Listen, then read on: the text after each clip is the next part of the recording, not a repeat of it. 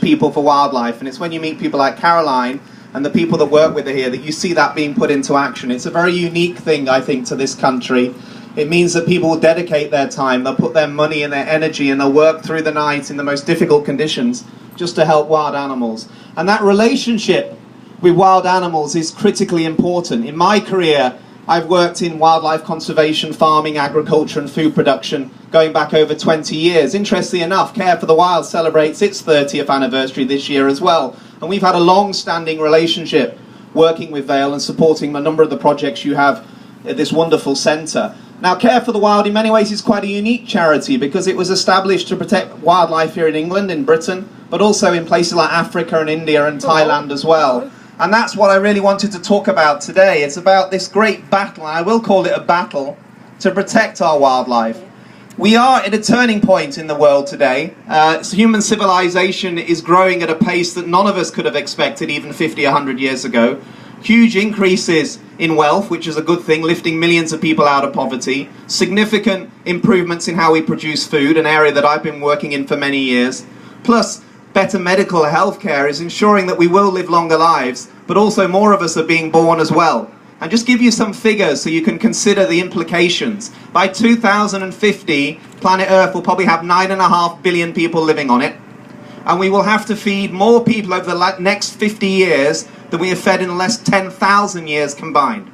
Now that's a huge, huge challenge. And what that throws up is a dilemma for the value and protection of wildlife around the world. Wherever we look today, we have pressure from human civilization, which is having a negative impact on our wildlife. I'd like to start firstly in Africa, a country that I've spent a lot of my time over the years, particularly in Kenya and South Africa, about elephants and rhinos and other endangered species in that part of the world. What we're seeing playing out there is absolutely horrific. The great economic growth we've seen in Thailand, the great economic growth in Vietnam and China has been of significant benefit to this planet. I won't question that for a moment. I know those countries. I've seen the benefits it's bringing to people and to the world as a whole. But also what it is feeding is a very dark picture of destruction of Africa's wildlife. As more and more people want ivory, as more and more people want rhino horn for medicinal purposes, for trinkets and other high-value items, we're seeing the destruction, and I say the destruction, of Africa's elephant and rhino herds in a way that we've not seen in the last 100 years. And that destruction is going at an incredible rate. We probably lost 35,000 elephants to poachers in Africa last year. That's one every 15 minutes. We've lost thousands of rhinos from rhino populations that were built up significantly in South Africa from the 1990s onwards. We're losing well over 1,000 in that country alone. We cannot continue to lose those animals. We're losing them because of greed, human greed. The value of rhino horn today, if it's ground up, is $67,000 a kilo. That's more valuable than drugs, that's more valuable than diamonds. It's feeding a huge demand across Southeast Asia, and it's bringing in the criminal cartels, the meddling cartels and others that have been sophisticated criminal organizations working primarily in the heroin and cocaine trade are now moving into the ivory and the rhino horn trade. They're bringing with them sophistication in terms of smuggler gangs, with helicopters, heat-seeking equipments, with vets on the payroll. They're moving ivory and rhino horn through diplomatic bags and channels into Southeast Asia, through places like Dubai and the United Arab Emirates, into Hong Kong and then into mainland China and other parts of the world. The destruction is horrendous. And it's not only a wildlife issue, it's a human issue too. Because this particular trade is feeding terrorism and feeding conflict. What you saw recently at the Westgate Mall in Nairobi, a city that I know well, one of the few places that you felt comfortable and secure going to, was a result of that. Al-Shabaab, terrorist group in Somalia, has been taking ivory and has been funding its terrorist operations to 40-50% of the money it brings in to then carry out terrorist attacks in Africa and elsewhere. What you saw in the Westgate Mall was a direct result of that. People from all over the world were murdered in a terrible terrorist incident, but you could trace that back to the killing of elephants in Kenya's national parks. And that is the problem. Al-Shabaab, the Lord's Resistance Army in the Congo, Al-Qaeda and other terrorist groups are being funded through this trade. And we've got to do something about it. I would say this, the UK government record on UK wildlife is poor, and I'll come to that in a moment. But actually on international issues it's done some good work. William Hague, to be fair, understands it. The American Secretary of State, John Kerry, before he became Secretary of State, did an awful lot of work in the US Senate on ivory and understands it too. Hillary Clinton has done a lot of work, and if she becomes the next President of the United States, you know someone has an interest and a commitment to do something.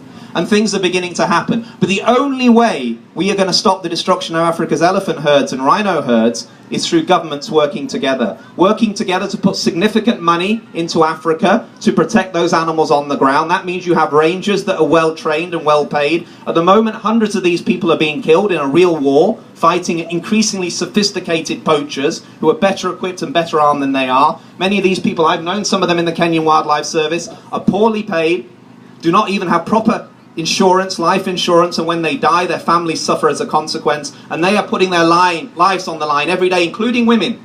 And last year in Kenya, there was a pregnant woman who was killed in the Kenyan Wildlife Service on the front line that I had met a few years before when I was in the country, a very brave lady that gave up her life to protect elephants. That's the type of conflict we're now seeing, and that's why governments have to do more. And what I often say to governments, and I've had a chance to speak to the Foreign Secretary and other people about this over the years, is that actually all that money we spend on war, all that money we spend on sophisticated drones to drop bombs on people in Pakistan, could actually be quite well used to protect our wildlife.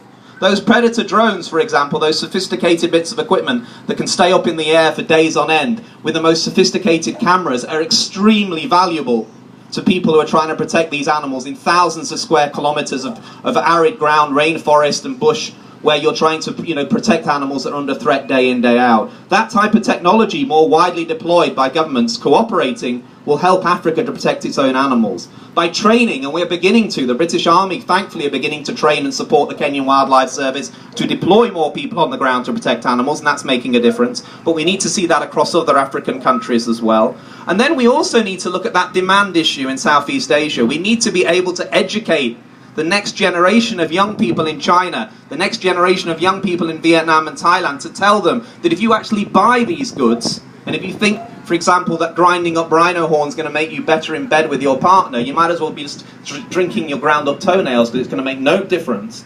It's not going to cure you of cancer. These products are basically only going to lead to the destruction of these animals, so we must educate people to understand the consequences. There is more work to be done. I've spoken on Chinese radio and others mediums in recent months, and I think the Chinese government beginning to see the consequences of trying to deal with this as well.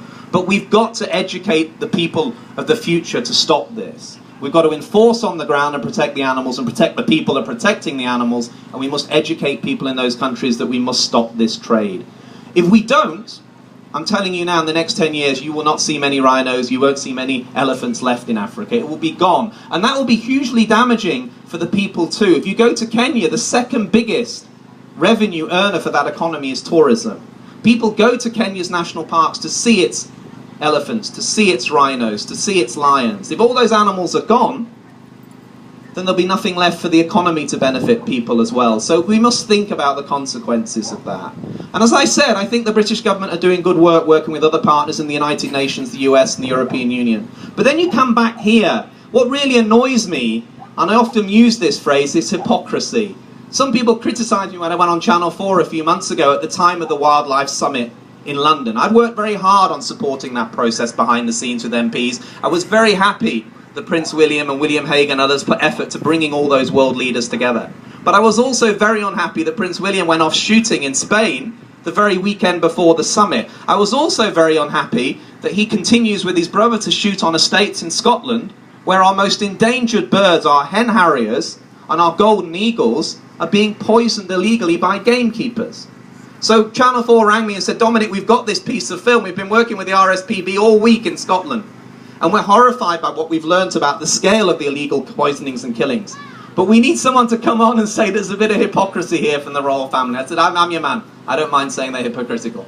So I did go on and I made that point. 2 points I made. I said to Prince William, if you care about being an ambassador around the world for wildlife and you have influence, and I won't underestimate that, and you can do good work, stop your hunting. Hang up the rifle and replace it with a camera. If your brother wants to go off hunting, as he's been seen to do, water buffalo and others in parts of the world, let him do, but don't associate yourself with him, and don't let him be seen as a wildlife ambassador, because he isn't. The second issue is, do not be hypocritical. The UK government cannot say it wants to take a firm stance in protecting Africa's elephants and rhinos and then forget about wildlife back here in this country. And that brings me to the big challenge that we face today. What value do we put on protecting our native wildlife? I started by saying we understand the value of protecting Africa's elephants and rhinos. The government understand that. World leaders understand it. We've got to do something about it. But we hit a mental block when it comes to Britain. And the badger cull debate has been all about that. Yes, we have a problem of bovine TB in our cattle herds that goes back over 30, 40 years. But it's not a problem that is the badger's fault. It's a problem of intensification of our livestock industry. We move over 13 million cattle in Britain every year. We do so with very poor biosecurity controls to protect interaction between cattle and badgers and other mammals like rats on the farm that could potentially spread TB. We don't have proper testing systems in place. We have skin tests for cattle that have been developed in the 1930s and 40s that are on average about 70, 80% accurate at best. So what happens is we're testing animals and we think we know they've got TB or not, and often the result is wrong. And when they're moving those animals across the country, and often we think we have a clean herd, and actually there's a TB reactor sitting in it, spreading the disease. And we know that because when the farmer finally sends those cows to slaughter, we often find then that those animals actually have lesions, TB lesions that are well developed, where the animal was thought to be TB free. And that's the problem. If you have 13 million cattle movements a year, if you have poor biosecurity controls and movement controls, if you have ineffective TB testing, you're going to spread TB. At most, the scientists will tell us that there might be about a 5% transmission between badgers and cattle of TB. After that, it's the cattle to cattle. Now, you know that many of those animals are kept inside for months on end. You know that they're kept inside in intensive areas, in small spaces, where they're breathing over each other and spreading the disease. They're then being moved around and not tested properly as well. That's your major problem that you have with bovine TB in cattle. And when we get on top of that, and the European Commission forced the British government over a year ago to introduce tighter measures at the farm gate level, to ensure that they put in better testing systems, that they put in place more control movements, we've taken down the number of cattle destroyed in this country for TB by 13.6% in 12 months. In Wales, where they followed a similar path in the last 5 years, they brought it down by 48%. We will never get anywhere near that by killing badgers. Now, people often say to me, well, surely if we kill badgers, it's going to reduce bovine TB. Well, I'm a believer in science. I've worked in science and innovation for most of my career. And I'll tell you now, the science on this is pretty clear. The randomised badger cull, which the last Labour government undertook over 8 years, with £50 million of your money, taxpayers' money, killed 11,000 badgers. And it killed 11,000 badgers to find one clear answer. If we cull badgers in the way that we did in Gloucestershire and Somerset last year, and we're planning to do this year, will it reduce bovine TB? Well, the results of that in-depth, best piece of peer-reviewed research anywhere in the world, undertaken by some of the best scientists in the world, none of which were sentimental about badgers, by the way, came up with 3 important points. Firstly, culling badgers will make no significant contribution to lowering bovine TB whatsoever. Secondly, if you cull badgers, and you find that you do not kill over 70% in the area that you're culling in, which you won't do in most cases, and they failed to do miserably in Gloucestershire and Somerset last year, you will reinforce the spread of the disease in the animals that are left, you will disrupt the colonies, and you will move the disease around, which is probably what they've done. And the third thing in the report was that the only way, the most effective way to lower bovine TB is through cattle control and testing methods. Simple. And that is the answer, was always the answer. Now, people say to me, if that was the case, how the hell are we culling badgers? Well, I'll tell you, because we come back to that value.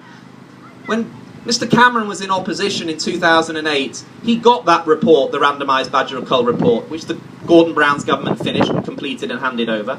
He had his opportunity to assess it with his shadow environment team. He spent about a day or two on it and threw it out the window. He wasn't interested about the 50 million quid. He wasn't interested about the 11,000 dead badgers. What he was interested in is he'd promised the National Farmers Union, he'd promised the Countryside Alliance, he'd promised the Countryside Landowners Association that they would have a badger commitment to a badger cull in the Tory party manifesto. If they didn't, they wouldn't get their support at the election in the way that they did for their campaign and for their candidates, many of which went into Parliament with a very pro-cull, pro-hunting agenda. And also they would lose broader rural votes in certain constituencies. So David Cameron made the decision. He put it in the manifesto. He made the commitment. He threw science out the window. You come into government, the first thing they did is they looked at what the previous government had done. The previous government had 6 projects for badger vaccination across the country that their Food and Environment Rural Affairs Agency was supporting, with good innovation, good science and technical expertise. Within 3 months they cut that back to 1. They put all the money and resource in Whitehall into culling badgers, and then they made it even worse by saying we're going to subcontract out